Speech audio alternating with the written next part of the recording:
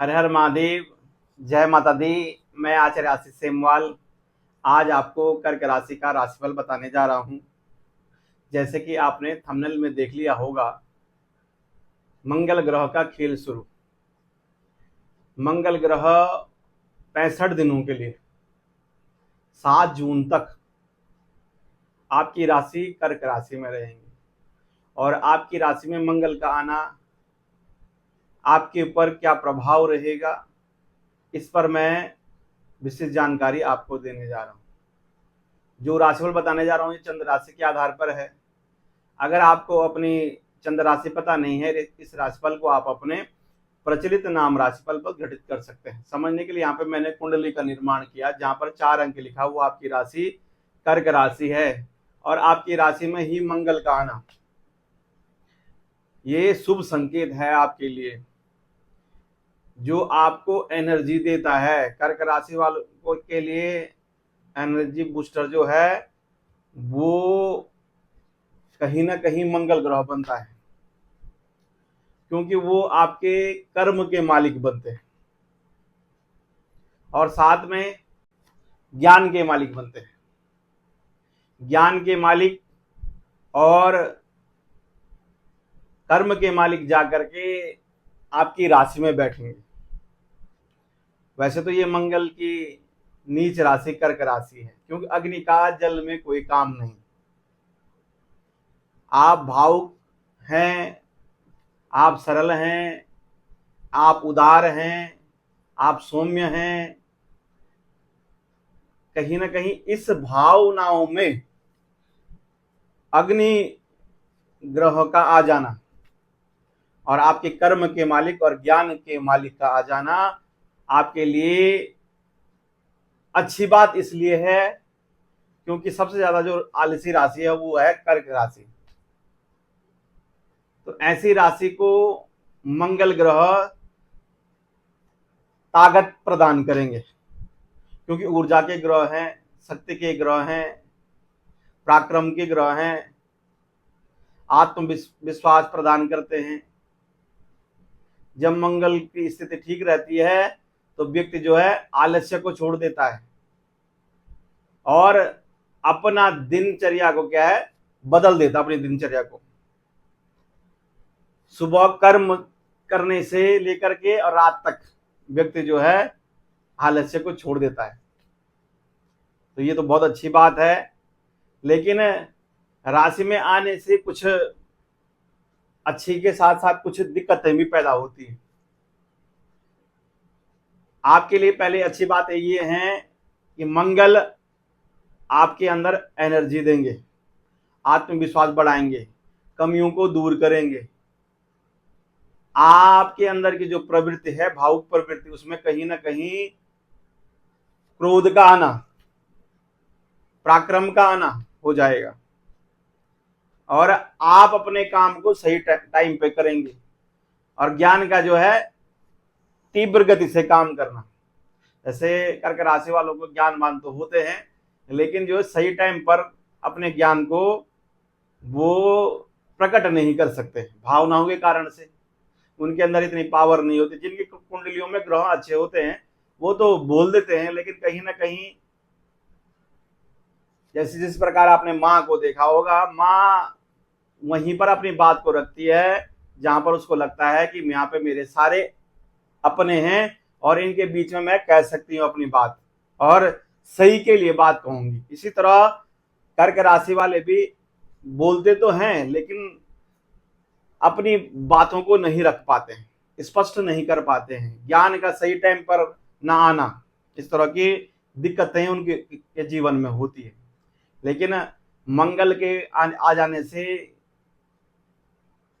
पंचमेश के आपकी राशि में आ जाने से, कर्म के मालिक के राशि में आ जाने से आपके अंदर ज्ञान के दीपक जलेंगे और डिसीजन लेने की क्षमता बढ़ेगी, आत्मविश्वास बढ़ेगा, रोजगार बढ़ेगा, उन्नति होने के लक्षण आपको लगेंगे कि अब मेरी उन्नति निश्चित है। जब व्यक्ति का आत्मविश्वास बढ़ता है तो उसको कोई भी परास्त नहीं कर सकता है। तो जब आपका आत्मविश्वास बढ़ जाएगा तो आपको कोई परास्त नहीं कर सकता है। आप कहीं पेपर देने जाएंगे तो वहां पर भी अच्छे नंबर आएंगे। शिक्षा क्षेत्र के लिए बढ़िया है, नौकरी के लिए, इंटरव्यू के लिए बढ़िया होगा। आप अपनी बात रखेंगे, स्पष्ट रूप से अपनी बात रखेंगे। लेकिन लग्न में आ जाने से दो तीन बातें होंगी। देखिए, जो व्यक्ति बाहर कुछ नहीं कह पाता, अपने सीनियर से कुछ नहीं कह पाता, वो कहीं ना कहीं उस बातों को अपने परिवार के बीच में उस गुस्से को रखता है। तो कहीं ना कहीं मंगल की जो दृष्टि है, सप्तम दृष्टि बोले चाहे चौथी दृष्टि बोले चाहे अष्टम दृष्टि हो, क्योंकि मंगल तीन दृष्टियों से देखते हैं। यहाँ से शुक्र को देखेंगे, चौथे भवन को देखेंगे, माँ के भवन को देखेंगे, सप्तम से दाम्पत्य भवन को देखें, पार्टनरशिप के कामों को देखेंगे। तो कहीं ना कहीं पार्टनरशिप के लिए तो ठीक है, लेकिन कहीं ना कहीं दाम्पत्य जीवन में भी मन मुटाव आ सकता है। आपने अगर क्रोध को पी लिया, आपने थोड़ा संयम रख दिया, आपने जल्दबाजी थोड़ा न दिखाई, जैसे आपका स्वभाव है उसके साथ आपने बुद्धि का प्रयोग किया, तो दाम्पत्य जीवन में भी इतनी परेशानी नहीं होगी और परिवार के अंदर आपकी परेशानी नहीं होगी। अन्यथा परिवार के अंदर आपके कलेश बढ़ सकते हैं हल्के फुल्के। लेकिन उन्नति के लिए, ज्ञान के लिए, कर्मों के लिए, व्यापार के लिए, अच्छी नौकरी पाने के लिए बहुत अच्छी मंगल की ये पोजीशन बनी हुई है।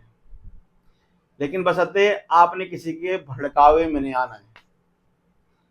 अगर आप किसी के भड़काव में आ गई, किसी के आवेश में आ गए, क्योंकि कर्क राशि वाले दूसरे विश्वास जल्दी कर देते हैं और उस समय आप परख नहीं पाते हैं कि सामने वाला मेरे लिए अच्छा कर रहा है या बुरा बता रहा है मुझे। तो इसलिए आवेश में नहीं आना है आपने। अगर किसी के आवेश में आ गए तो कहीं ना कहीं आप अपने नौकरी के लिए भी खराब होगा, अपने परिवार के लिए भी खराब होगा। जहां आप इंटरव्यू देने जाएंगे वहां भी दिक्कत करेगी। इसलिए आपने संयम रखना है। ये मंगल का परिवर्तन आपके लिए ऊर्जा देने वाला होगा, आत्मविश्वास बढ़ाने वाला होगा, उन्नति देने वाला होगा। अपनी बात आप रख पाएंगे, ज्ञान का सही प्रयोग कर पाएंगे और सबसे बड़ी बात है आलस्य का दूर होना। आलस्य जब कर्क राशि वालों का दूर हो जाएगा तो उनको कोई भी परास्त नहीं कर सकता। अगर माँ ने ठान लिया कि मैंने जो काम करना है तो करना है, अपने बेटे के लिए कुछ लाना है तो लाना है, या बेटे को कुछ दिलाना है तो दिलाना है। तो इसी तरह कर्क राशि वालों ने अगर ठान लिया कि मुझे इस नौकरी में जाना है या इस पद को प्राप्त करना है या परीक्षाओं में अच्छे नंबर लानी है या विदेश जाना है, तो इस योग में आपके लिए बहुत उत्तम बना हुआ। जो शनि की ढैया आपके ऊपर थी वो भी समाप्त हो चुकी है और कर्क राशि वालों के लिए आत्मबल बढ़ने वाला है। बृहस्पति का भी आशीर्वाद आपके ऊपर है। ग्रहों की स्थितियां वर्तमान में कर्क राशि वालों के लिए बहुत अच्छी बनी हुई है। कर्क राशि वालों, आपने उपाय यही करना है। अगर क्रोध अधिक आएगा परिवार के अंदर तो थोड़ा लाल वस्तुओं का दान करें। मंगलवार के दिन गुड़ का दान करें, लाल दाल का दान करें, लाल कपड़ा, लाल धोती आप दान कर सकते हैं मंदिर में जा करके, और लाल बैल को गुड़ खिला सकते हैं, बैल की सेवा कर सकते हैं, वृषभ की सेवा कर सकते हैं, हनुमान चालीसा का भी पाठ करना है और माता रानी की सेवा करनी है। तो आपके लिए हर क्षेत्र के लिए ये मंगल का परिवर्तन बहुत उत्तम होगा।